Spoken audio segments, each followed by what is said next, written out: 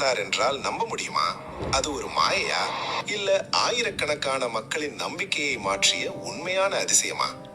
இன்னும் அதிர்ச்சி என்னன்னா, அந்த இரவில் இயேசுவின் சீடர்களே அவரை பேய் என்று நினைத்து பயந்தார்கள். ஏன்? அந்த இரவில் உண்மையில் என்ன நடந்தது? இத முழுசா தெரிஞ்சுக்க இந்த 5000 பேருக்கு உணவு கொடுத்த அதிசயத்திற்கு பிறகு. அந்த நாள் முழுக்க மக்கள் கூட்டம் அவரை சுற்றி இருந்தது. 5 அப்பமும் 2 மீனும் மட்டும் வைத்து ஆயிரக்கணக்கான மக்களுக்கு உணவு கொடுத்திருந்தார் இயேசு.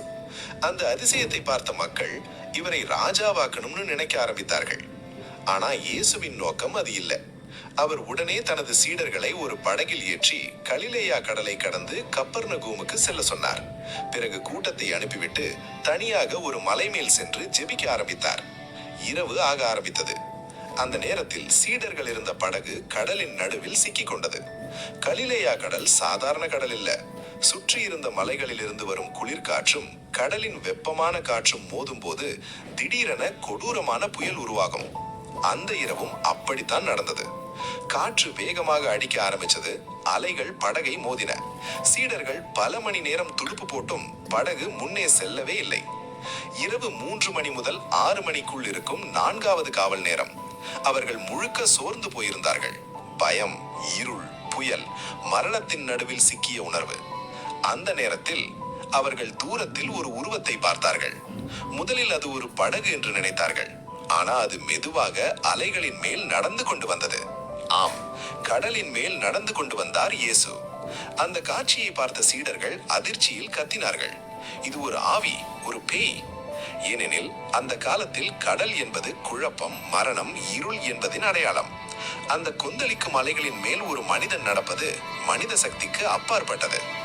அந்த நேரத்தில் இயேசு பேசினார்.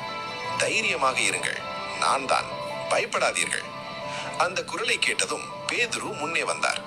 ஆண்டவரே, உண்மையிலேயே நீங்கள் தான் என்றால் என்னையும் நீரின் மேல் நடக்க சொல்லுங்கள்னு சொன்னார். இயேசு ஒரே ஒரு வார்த்தை சொன்னார், வா. அடுத்த நொடியில் பேதுரு படகிலிருந்து இறங்கினார். சில நொடிகள் ஒரு சாதாரண மீனவர் நீரின் மேல் நடந்தார். அவன் கண்கள் முழுக்க இயேசுவை பார்த்து கொண்டிருந்தது. ஆனா திடீரென்று புயலின் சத்தம், பெரிய அலை, காற்றின் வேகம் அவன் கவனத்தை மாற்றியது. நம்பிக்கையை விட பயம் பெரிதானது. அவன் மெதுவாக மூழ்க ஆரம்பித்தான். ஆண்டவரே, என்னை காப்பாற்றுங்கள்னு கத்தினான். உடனே இயேசு அவன் கையை பிடித்தார். சிறிய விசுவாசம் உள்ளவனே, ஏன் சந்தேகப்பட்டாய்? மெதுவா கேட்டார். அவர்கள் இருவரும் படகுக்குள் ஏறிய நொடியில் புயல் உடனே நின்றது. காற்று அமைதியானது. சீடர்கள் முழுக்க அதிர்ச்சியில் உறைந்து போனார்கள். அந்த நேரத்தில் தான் அவர்கள் உணர்ந்தார்கள், இவர் சாதாரண மனிதர் இல்ல, உண்மையிலேயே தேவனின் மகன். அவர்கள் இயேசுவின் முன் விழுந்து வணங்கினார்கள். இந்த கதை நமக்கு சொல்லும் உண்மை என்னன்னா, நம்பிக்கை இருக்கும் வரை மனிதன் அசாத்தியத்தையும் கடக்க முடியும். ஆனா பயம் உள்ளே வந்த நொடியில் அவன் மூழ்க ஆரம்பிக்கிறான். அதனாலதான் இந்த சம்பவம் இன்று வரை நீரின் மேல் நடந்த அதிசயம் மட்டுமில்ல, நம்பிக்கை மற்றும் பயம் பற்றிய